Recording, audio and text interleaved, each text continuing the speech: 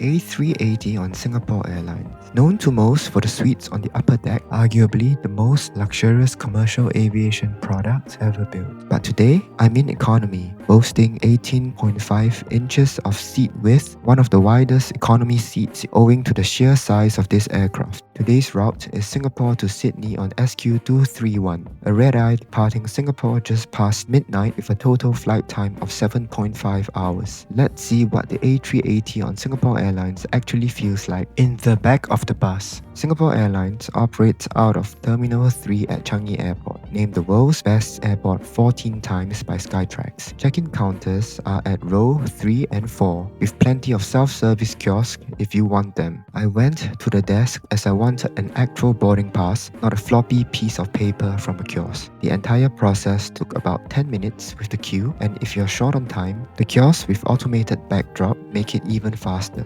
Not long after, I was airside. The transit area at Changi is its own thing entirely. Food and beverage, luxury duty-free, liquor, the selection is immense. There are well-designed seating spaces everywhere you look, from proper lounging areas to productivity setups to dining. It was past 11 PM and I wasn't feeling particularly hungry, so I found a quiet corner and sat. I love this airport. It's the only one in the world where you genuinely don't feel like lounge access is necessary. Today's departure gate is B7, roughly a 5 minutes walk from the immigration area in Terminal 3. If there's one thing that consistently gets brought up as a friction point at Changi, it's the security screening that happens at the gate itself. I got through security almost immediately, only to be greeted by a packed seating area. Fun fact, the aircraft taking me to Sydney tonight is on its first commercial flight after coming out of months of maintenance in Spain.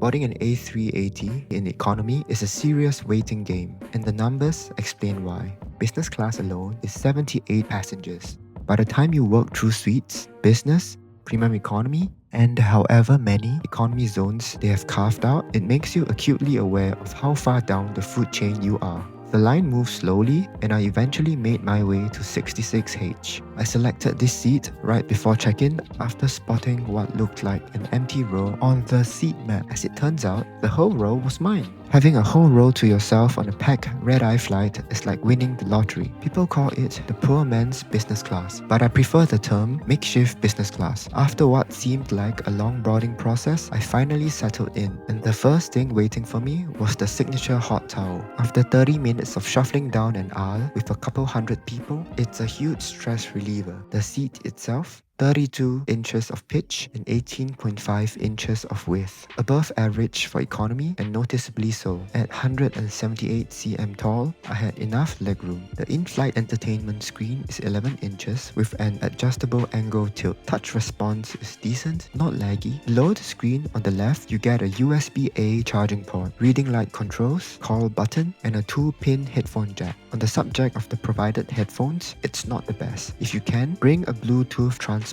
that plugs into the 2-pin jack and pair it straight to your AirPods. The sound quality difference is significant, and on a long flight, it's worth it. The meal tray table has a vanity mirror built in. It's an odd placement, but it's there if you need it. On the right, there's a cup holder, useful between meal service when you want somewhere to put a drink. Standard blanket and pillow provided. Worth noting for window seat sleepers, the A380 is so wide that the wall is too far to lean against. KrisWorld is extremely well stocked. Singapore Airlines updates their library regularly with the latest blockbusters. You'd be hard-pressed to fault it. We pushed back slightly late. The flight was intentionally delayed to allow some connecting passengers to make it. I'd estimate economy was around 85% full, and we taxied out towards runway 02 center and took off into the moonlit skies. Shortly after takeoff, refreshment service commenced. 2 options were offered: mozzarella and mushroom pizza bar and margarita pizza bar, along with coffee or tea. Beer, soft drinks, wine, and cocktails were available too. I went with the margarita pizza bar and it delivered. Cheesy, good umami, and the bread texture was decent. It's a great late night snack, just don't expect the quality of a Napoli pizza.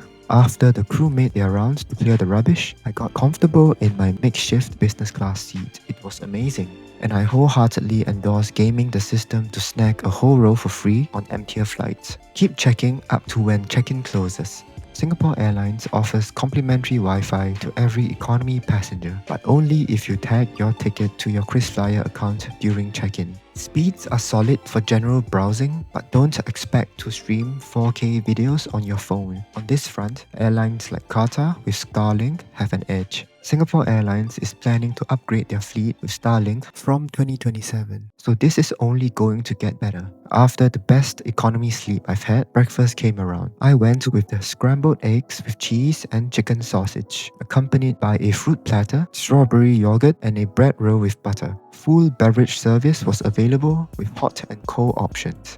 There are usually 3 options for mains on flights to Australia: Western, Indian, and an East Asian or Singaporean option. The metal cutlery is a nice touch and it's genius marketing on their part.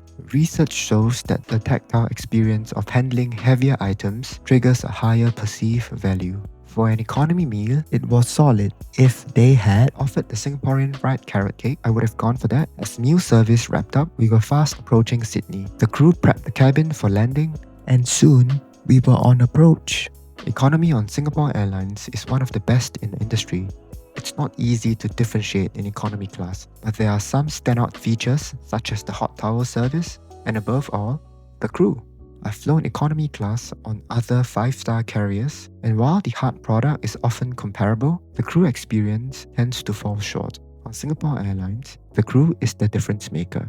It's what the brand has been built on, and it's what keeps me coming back. As I've mentioned in previous videos, the crew have the ability to straddle both Eastern formality and Western casualness in a way that's unique to places like Singapore. Beyond the product itself, what Singapore Airlines is really selling is trust.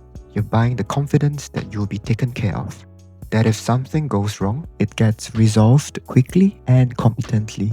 That's why I would gladly pay a premium for Singapore Airlines Economy. If you would like to check out my return flight to Singapore in business class, that video is up right now. Drop a like and subscribe if this was of value to you, and I'll see you in the next one.